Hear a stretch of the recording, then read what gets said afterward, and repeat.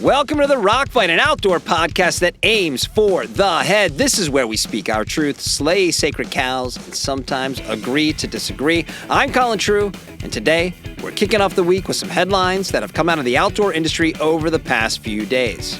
But before we do that, hey, you, outdoor enthusiast, you know that bin of outdoor stuff sitting in your garage, closet, or basement that you haven't used in like forever? You could right now send that useless stuff to Gear Trade and get 80% back when you consign with the Home for Unnew Outdoor Gear and Apparel. Head to geartrade.com, click the Sell Your Stuff tab, and get started today. Hell, they'll even send you a box and a shipping label to keep it simple, so get on that. Go to geartrade.com now. What are you waiting for? Go make money with your old outdoor stuff. All right, let's start the show. Welcome to the Rock Fight, Rock Fight, Rock Fight. We got three stories today. One's brand focused because we want to start with Swiss brand Mammut and their goal to hit $100 million in North America revenue by 2028. When I saw this, it gave me some pause because it's been a while since an outdoor brand has made a big deal about trying to kick in the door on a market for nothing more than financial reasons. For as long as I can remember, Mammut has been a brand with, let's say, limited presence in North American specialty dealers. Kind of like Rab. If you saw it in a store, it wouldn't shock you, but you weren't expecting it either. So I get why they'd make a big push to see if they can gain some more maybe legit traction in North America. But all the talking points feel very, 2007 to me. A lot of quotes from North American general manager for Mammut, Chris Custer, talking about how, this is technical stuff. If people want to wear it to walk the dog, great. But that's not why we're making it. And, we know that cheap stuff is out there and it's not who we are. And we're going to make footwear so people can have head-to-toe solutions because we own Reichly. And we're going to make Reichly or Mammut trail runners to compete with, Hoka and Ultra and On and Nike and Topo and Innovate and Brooks and Saucony and Loa and La Sportiva and Asics and Adidas and on and on and on. And I have to admit, I kind of find it funny that they're running the top of the pyramid brand playbook in the same press release where they also say they need to get over triple digits in North America revenue in order to please their parent company. And I don't begrudge the goal of growth or stealing share, but it's an old way of how to grow at this point. Outdoor brand market share is pretty locked into place. And unless you can somehow bring attention to yourself with a new product, which, as we've discussed a ton on the show, is unlikely given where we are with gear and apparel innovations, you're just putting your brand against other brands and looking for cracks to split open. Except when it comes to things that are mentioned only in passing, just like a little one-off at the end of the article, which is sustainability and DEI. Those are the real opportunities to differentiate, but it doesn't seem like Mammut is particularly interested in that at this time.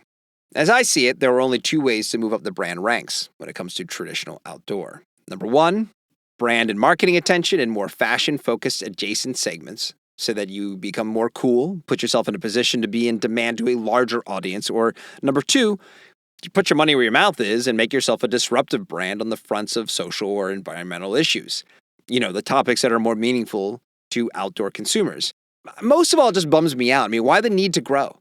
Why that arbitrary $100 million mark? Can't Mammut just be what Mammut is?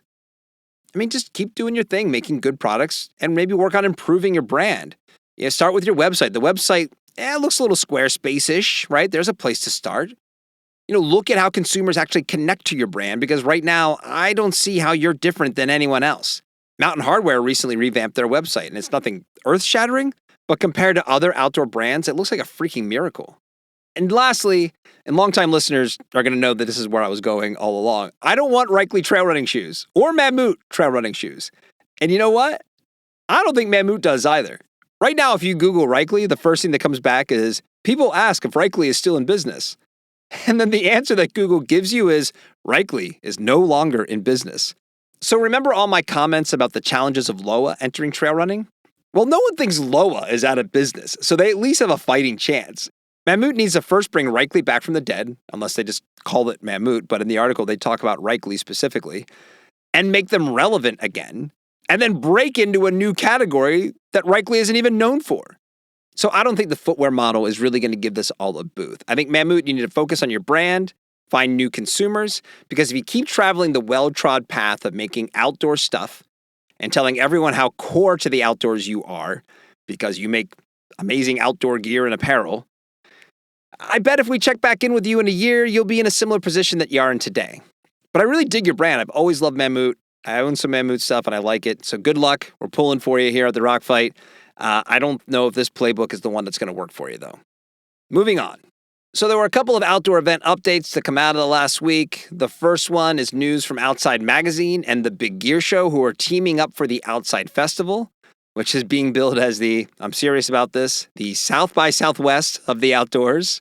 We'll get to that in a second because the other event update comes from Outdoor Retailer, who released their floor plan for the forthcoming winter market this November. And as for OR, look, I think that's a wrap, folks. This show floor plan looks smaller than a regional rep show. And doing a quick run through of who's actually exhibiting, I only recognized a handful of names. That's not hyperbole, like a handful of names. Now, I know winter market is historically smaller than summer, but if the show was already a shell of itself, I don't know what to call it now, a shell of a shell. At this point, it just feels mean to pile on Outdoor Retailer. For those of us who experienced the show at its zenith, we have our memories, and they're clearly not finding a way to remain relevant. I'm calling the ball. It's over. Don't want to talk about them anymore unless they give us a real reason to talk about them. It's over. Now, the Outside Festival. I saw someone teasing the Outside Festival on LinkedIn a few weeks ago, but it wasn't until I got Kyle Frost's newsletter that I saw a breakdown of what this is intended to be. If you don't already subscribe to Kyle's newsletter, he's a great follow, and I'm going to have him on the show soon to talk about this very topic, so I don't want to spoil all of my thoughts here, but I have a few things to say before I get to chat with Kyle. The Outside Festival is going to be in Denver next summer. It's going to combine the Big Gear Show with a film festival and live music and food and beer and other stuff. It's a gathering of outdoorsiness, trade shows, consumers, all of the above. And it's not going to shock you to hear me say, I'm not optimistic. I'm not optimistic about this because they're making the same mistakes that OR keeps making and Big Gear has made as well.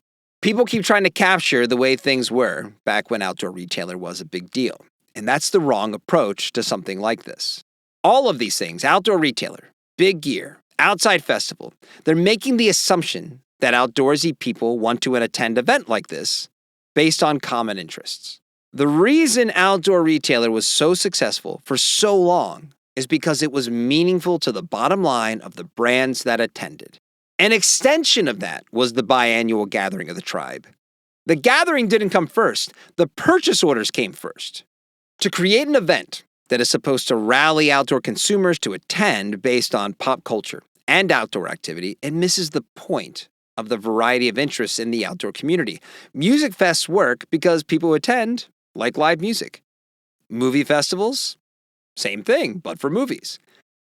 Outdoor Retailer was never an outdoor event.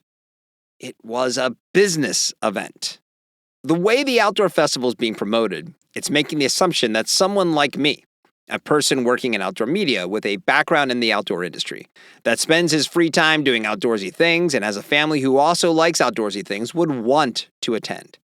But I never would attend this. I could live in Denver, and unless my job mandated it, I would never give up an afternoon to go to something like this. I'd rather go hiking, or biking, or climbing, or go to the movies, or go to a concert. I don't want to go to some preconceived version of all of these things in a single place. Did I like attending Outdoor Retailer when it was the biggest industry event in North America? Yep. I have friends I may never see again because those days are over. However, was there ever a year when I attended that I would have skipped it if my job hadn't required me to go? Yup, every single one. OR made working fun, but it was still work. If I didn't have to go, I wouldn't have gone. If the opportunity exists for an outdoor-themed festival to be successful, this isn't how it's going to go.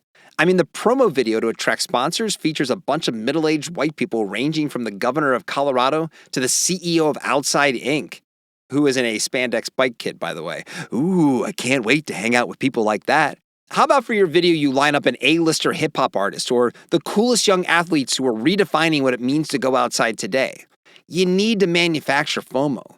You have to make me so afraid of missing this that I'm buying my plane tickets before I even get my event tickets. We'll get into the story behind the festival when I have Kyle on, but much like Outdoor Retailer, yeah, I have my doubts. Also, when I learn about things like the Outdoor Market Alliance, where specialty rep groups are finding new ways to organize and work with their brands and retailers that is outside of the traditional regional and national trade show schedule, but suits the needs of both the brands and the dealers, it just says to me that we are not going back to where we used to be at all. And Outside, Big Gear, Emerald, who owns OR, all need to take out the map and compass and read the terrain just a little bit better. More to come on this topic here in the Rock Fight, but for now, that's our show. Please follow or subscribe wherever you get your podcasts, as well as leave us a 5-star rating. Also, send your feedback and emails and comments and angry letters to myrockfight@gmail.com. We'll be back with more outdoor ideas that aim for the head. The Rock Fight is a production of Rock Fight LLC. I'm Colin True. Thanks for listening, and here to take us out, fresh from his time leading tours of the Punk Rock Museum in Las Vegas, is Krista Makes from Less Than Jake with the Rock Fight Fight Song. We'll see you next time, Rock Fighters. Rock fight.